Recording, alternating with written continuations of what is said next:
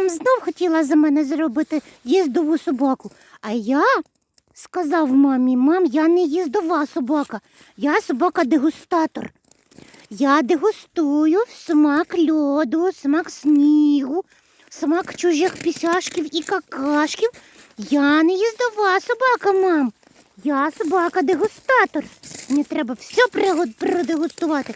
Хто тут що наклав, напісяв і наробив. Бо я собака-дегустатор.